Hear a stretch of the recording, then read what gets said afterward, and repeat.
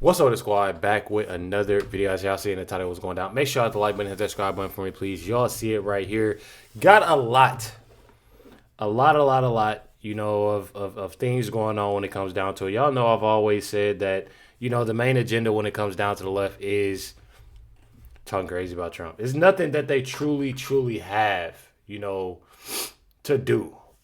It's nothing really. And that's why I feel like so many people are honestly leaving the left. And it's not even a simple fact of, oh, yeah, they about to go and just be an all-out, Trump supporter. It's just a simple fact that they're seeing what's real. And, just being real with y'all, they're honestly, I would say, paying attention more so to the truth. No matter if they're independent, becoming a, support Trump, or just paying attention in general. Check it out right here. You got the 5, and it's a good topic to talk all right, about. So Michelle, Yeah. Dana. Well, so this is not necessarily. And just to let y'all know, I definitely apologize. I am not feeling the best right now, but I had to get this video out to y'all because I found it, pretty interesting. Entirely new take for her. She, remember, is the one who said, "When they go low, we go high." Now, she revised her remarks a little bit later on, but generally, she's not the one who said deplorables. Right? They were constantly cleaning up other people's situation or things that they said. And Barack Obama also, they've had similar takes on this. So I think that they understand it. She said something there that makes me think, I say this too, and it's, okay. When she said, you can't blame them for being angry, even if they vote for a way that is against their own interests. Okay, that's a condescending way to say that we know better than you do in terms of what is better for you. And I bristle, right? Yeah. But then I think, well, I kind of do that too, because when I think about the disaster of especially inner city school education, and you wonder, like, why won't they vote these people out? Why don't they go after the teachers' unions? It's not in their interest to keep doing it. And there is maybe room to sort of meet in the middle here. I do believe that the conservative position on school choice is winning the idea argument and the policy argument, because in President Trump's Big Beautiful Bill, I think it was in the Big Beautiful Bill, the money for school choice. Yep. So then the states were given an option. Do you want to take the money or do you not want to take the money? And so far, I think it's pretty interesting who has taken it, including Governor Polis of Colorado, because school choice is a huge issue there. And also just last week, Kathy Hochul, the governor of New York. So you can win on ideas and show people that I believe our position is better for your interests, and try to be persuasive that way. So it's just something I'm thinking about. Are you thinking about that? Harold, you're doing a lot of nodding. No, I agree. Look, I give Michelle Obama a lot of credit here. This is the notion of just being critical of people and looking down on people. And I understand what DP was saying about maybe some of the wording. But I think she's giving a message to Democrats that just because President Trump's numbers or Republicans' numbers may not be as rosy as they would like, if you look at our numbers, they're not great. People not necessarily saying they I see what he's saying, though, but I feel like that's still like you trying to really like throw shots. You know what I mean? Like in a way. I ain't trying to be like that a person that's just negative, but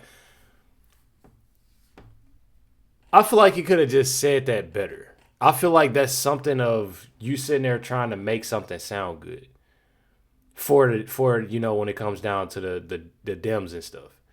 You know what I mean? Like, oh yeah, just because his numbers aren't all that great, ours aren't all that great too. No, you can't sit there and compare.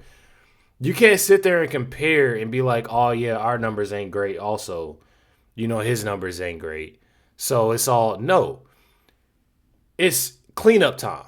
And that's something that he's doing, is cleaning up things, making things make sense and work, and doing way better than what me personally, I feel like when it comes down and they speaking of numbers and this, that, and the other, I feel like so many people aren't looking at what's actually real and what's actually true to it. And I'm not about to sit here and be like a person that's like, oh yeah, every day I'm about to just make President Trump and the Trump administration sound good. It's the simple fact of it's the truth.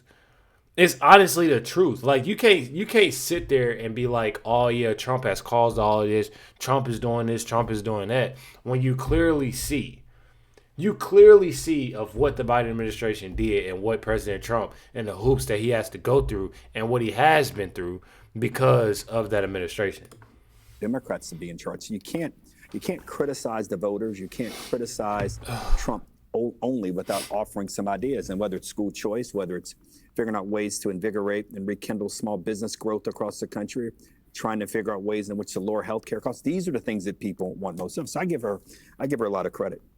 What about you, Emily? I give her a C-, because to me, her whole narrative was framed around that everyone was angry that she knows better than them and that there was no other option, rather than the agency of every voter to say, I choose this man because he represents my values.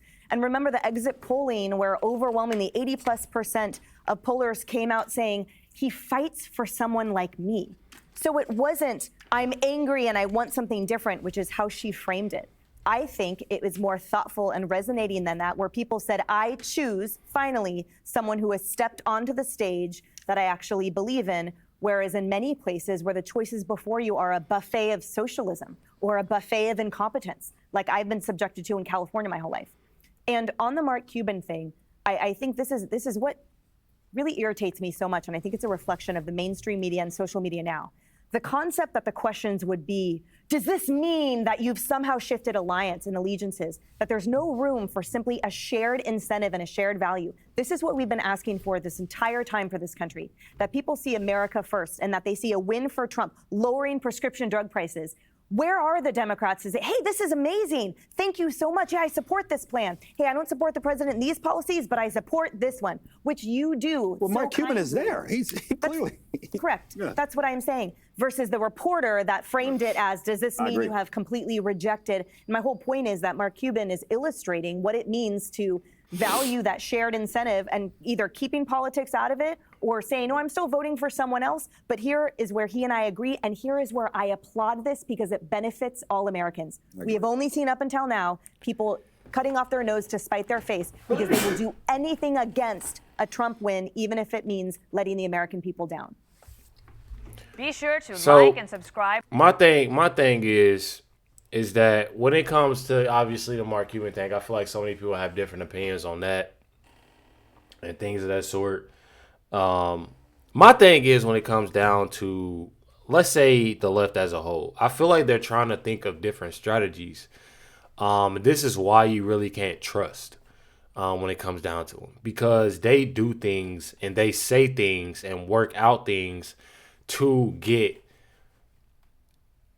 I would say right now of what they're trying to do, especially with Michelle Obama. Y'all can think different, but me personally, I think more so of them trying everything they possibly can to, and I hate to be this way because I usually say, you know, a person obviously has to start somewhere, but I truly feel like it's not that. I truly feel as if it's more so of, let's try to get others to see where we're coming from and to see, let's try to trick them. You know what I mean? Like, let's try to trick them. But I feel like so many people see straight through them that trust isn't there. Now, when it comes to ideas and working things out, that's one thing. But I feel like them getting on and doing these different podcasts and saying this, saying that to make headlines of y'all can't do this and y'all can't do that is trying to make them look like the cool. Like, let's play it cool now. So, you know, we can still keep our supporters and keep, you know what I mean? Like, it's more so of that and not actually trying to work out things and do things as it should be. I don't know. Y'all let me know down in the comments, you know, what y'all think about, you know, this. And one thing about it, hit that like button, hit that subscribe button. Please, I definitely appreciate that. I'm definitely about to eat me something. It's 1:47 in the morning. I actually got done a little early today. Tonight, technically. But I'm not feeling the best. I don't know what it is. But, yeah. Definitely hit the like button, hit the subscribe button. Definitely appreciate y'all. Much love to all of y'all. Catch y'all next one.